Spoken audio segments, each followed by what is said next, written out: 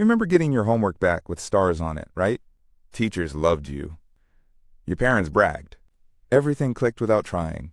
Fast forward to now, and you're staring at your life, wondering why nothing you touch turns to gold anymore. Why every decision feels like walking through mental quicksand. You had all the promise. So what the hell happened? Here's the truth.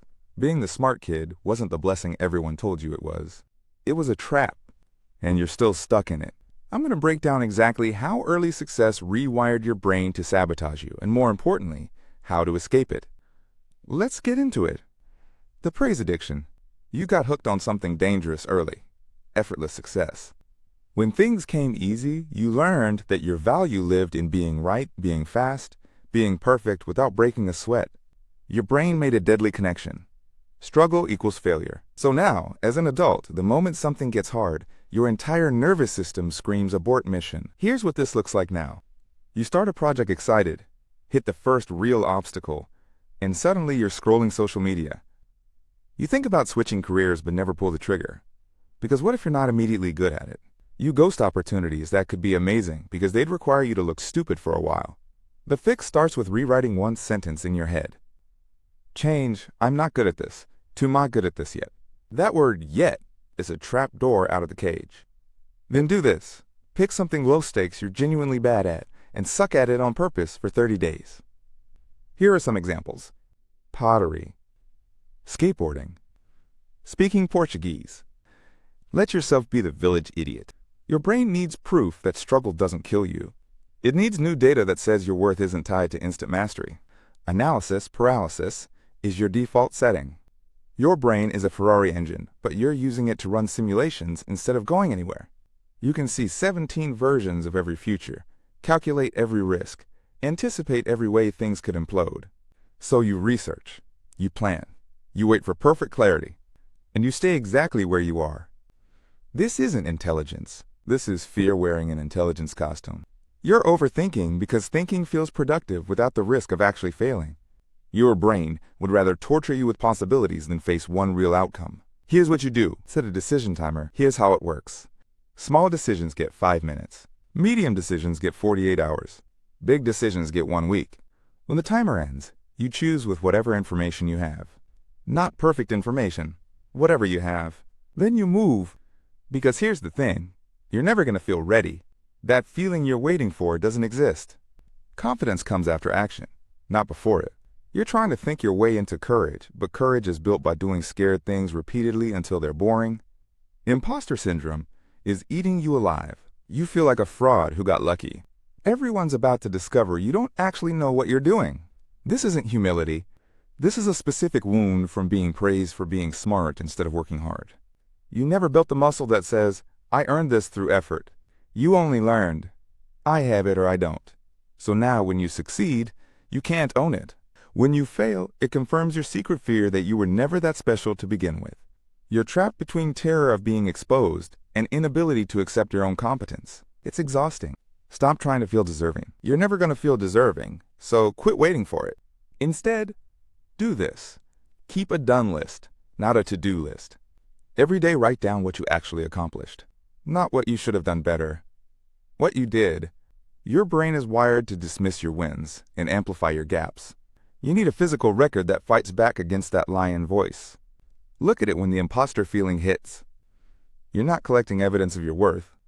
You're collecting evidence against the prosecution that runs in your head nonstop.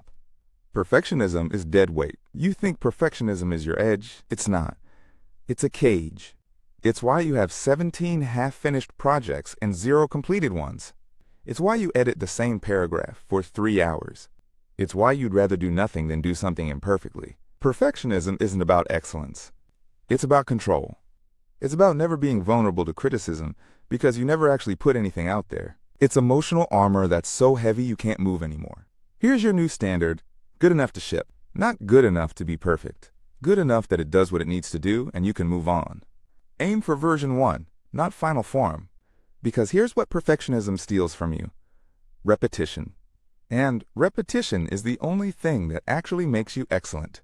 The person who ships 10 messy projects will lap you every time while you're polishing project 1 into oblivion. Excellence comes from iteration, not from thinking harder about the first attempt. Ship something bad this week. Make it a game. Here's what to do. Post the mediocre thing. Send the imperfect email. Turn in the decent enough work. Feel the terror and do it anyway. Your growth is on the other side of good enough. You're waiting for permission. That's never coming. Smart kids learn to please authority figures. You got rewarded for following the template, coloring inside the lines, giving teachers what they wanted to hear. So you're still doing it. You're still waiting for someone to tell you you're allowed to start. To pivot. To want what you want. Nobody's coming. There's no teacher to approve your life direction. No authority figure to validate your choices. No external permission slip that makes it okay to finally go after what you actually want instead of what you think you should want.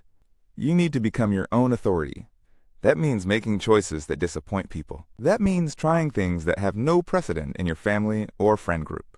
That means defining success by your own metrics, not the report card in your head that you're still trying to get gold stars on. Ask yourself this. If nobody would ever know, what would you do? What would you try? Where would you go? Who would you become? That answer, the one that came up immediately, that's the thing you're not letting yourself touch because you're still performing for an invisible audience. Stop performing. Your life isn't a test to pass. It's yours to live. The only permission you need is your own, and you've had it the whole time. Breaking free. You were trained to believe your intelligence was your identity. That being smart was who you are, not just a tool you have. So now every challenge feels like an identity crisis. Every mistake feels like evidence you were never who they said you were. But here's the truth they should have told you. Being smart is morally neutral. It's not a virtue. It's not a destiny. It's just a head start that means nothing if you're too afraid to enter the race. The kids who passed you weren't smarter. They were braver. They were willing to suck. They built tolerance for discomfort while you optimized for comfort. You don't need to be smarter. You need to be braver. You need to choose action over analysis, progress over perfection, messy motion over pristine stillness. Start today. Pick one thing you've been overthinking and just do it badly. Feel the discomfort. That feeling is you growing. That's the sound of the trap opening. Walk through it.